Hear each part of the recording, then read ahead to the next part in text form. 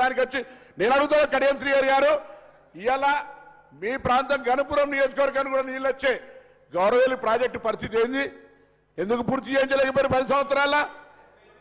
ఏం పూర్తయింది మాకు తెలియదు. నీళ్ళు ఇవ్వను, ఇప్పుడు నీళ్ళు ఇవ్వనండి. నేను అక్కడ ఎమ్మెల్యేను. గౌరవేలి ప్రాజెక్టు పూర్తయిందంటే ఎందుకు నీళ్ళు ఇస్తలేరు అని అడుగుతాను. ఇలా నేను కాలువలు ఎక్కడున్నాయి రండి, మీరు ఒక సభ కమిటీని సంఘాన్ని రమ్మని ప్రత్యక్ష అబద్ధం వాళ్ళు చెప్తున్నా నేను చెప్తున్నా తెలుసా అధ్యక్ష? ట్యాంక్ బండ పూర్తయింది, దాన్ని నిండి కానీ కాలువలే లేవు. ఇట్లా వాళ్ళు ఏం పడతారు తప్పుడు సమాచారంగా కాలువలే లేవు, కాంగ్రెస్ హయాంలో నీళ్ళే లేవు అని మాట్లాడతారు అధ్యక్ష. తుమ్మలు మలుస్తున్నాయి. జాగ్రత్త, కూర్చో కూర్చో. బాగా మాట్లాడితే ఎట్లా? బాగా మాట్లాడితే కూర్చో. ఎవరికి ఇదే మర్యాద. బయటకు పోయి మా దగ్గర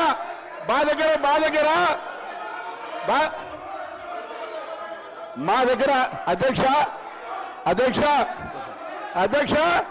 నేను వాళ్ళు భయపెట్టిస్తే భయపెట్టారు కాదు. కూర్చో అంటే కూర్చోవడానికి ఏం కాదు, నేను పాలేరు కాదు. వాళ్ళు కూర్చో అనగానే కూర్చోడానికి పాలేరు కాదు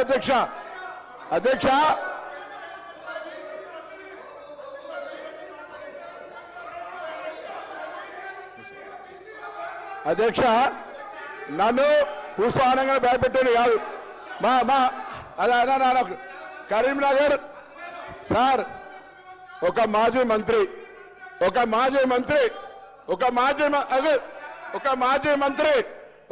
మంత్రి కరీంనగర్ ఒక మీటింగ్ లా సార్ ఒక్క నిమిషం కూర్చొని బెదిరిస్తారు అధ్యక్ష. మీరు చెప్పండి, ఒక్క నిమిషం మీరు చెప్పండి. కూర్చుంటే నేను ఒక్క నిమిషం మంత్రి గారు, ఒక్క నిమిషం.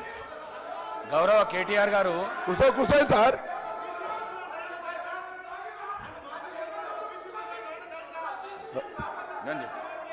కూర్చోండి, మీరు కూర్చోండి, నేను చెప్తా. కూర్చోండి, ఒక్క నిమిషం కూర్చోండి. ఒక్క నిమిషం కూర్చోండి సార్. బెదిరించేది కూర్చోండి, ఒక్క నిమిషం.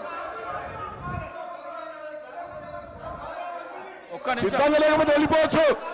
సిద్ధంగా లేకపోతే అయ్యా ఎవరికైనా వినడానికి ఇష్టం లేకపోతే భార్య పిల్లల్ని చంపుకుంటా ఓట్లు లేకపోతే అని అడిగిన వాళ్ళకి అవసరం లే. పోవచ్చు, వాళ్ళకే ఇక్కడ ఉండాల్సిన అవసరం లేదు. ఓట్లు లేకపోతే భార్య పిల్లలతోటి శివయాత్ర చూడాల్సి వస్తుంది మాట్లాడితే ఎట్లా అధ్యక్ష? శివయాత్ర ఓట్లు లేకపోతే భార్య పిల్లలతో శివయాత్ర చూడాలన్నది కూడా ఇక్కడ మాట్లాడితే ఎట్లా అధ్యక్ష? వాళ్ళు కూడా మాట్లాడితే ఎట్లా అధ్యక్ష? వాళ్ళు కూడా ఆఖరికి సానుభూతి 12 ఏళ్ళ పాప అధ్యక్ష, 12 ఏళ్ళ పాపతోటి నేను సరిపోతాం మీరు ఓటేయకపోతే అంటే ఇది ఏమధ్యక్ష? వాళ్ళు కూడా ఇక్కడ మాట్లాడితే ఎట్లా అధ్యక్ష? మన గవర్నర్ గారు కూడా రాజకీయాలు బ్లాక్ మెయిల్ గా అవుతున్నారు అధ్యక్ష. అటువంటి వాళ్ళు మాట్లాడితే ఎట్లా అధ్యక్ష? నన్ను కూర్చోమంటారా వాళ్ళు? ఏమి నైతికత ఉన్నది? ఇలా ఓట్లు వేసుకుంటే 12 ఏళ్ళ పాప, ఆమె మానసిక పరిస్థితి ఏం కావాలి అధ్యక్ష?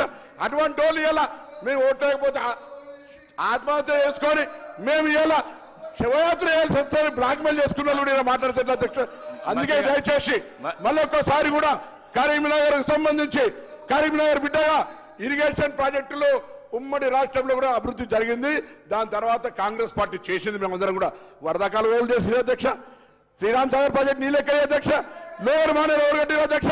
ఎల్లంపల్లి ఎవరు కట్టిన అధ్యక్ష? దాని మీద చెప్పకుండా ఏది పడుతుందో చెప్తే ఇవాళ మీరు చెప్పిన గౌరవాలు కాలే.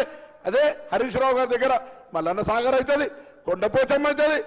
ఇవన్నీ ఎట్లా జరుగుతుంది?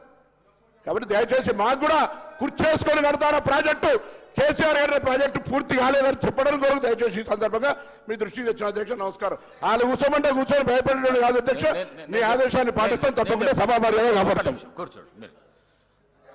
గౌరవ కేటీఆర్ గారు సీనియర్ శాసనసభ్యులు, మీరు ఒక మంత్రి మాట్లాడేటప్పుడు సభా మర్యాదను కాపాడవలసింది పోయి మీరు ఆ విధంగా అనుచిత వ్యాఖ్యలు చేసి గౌరవ మంత్రిని అమర్యాద పరచడం ఇది సమంజసం కాదు. దయచేసి ఇట్లాంటి రన్నింగ్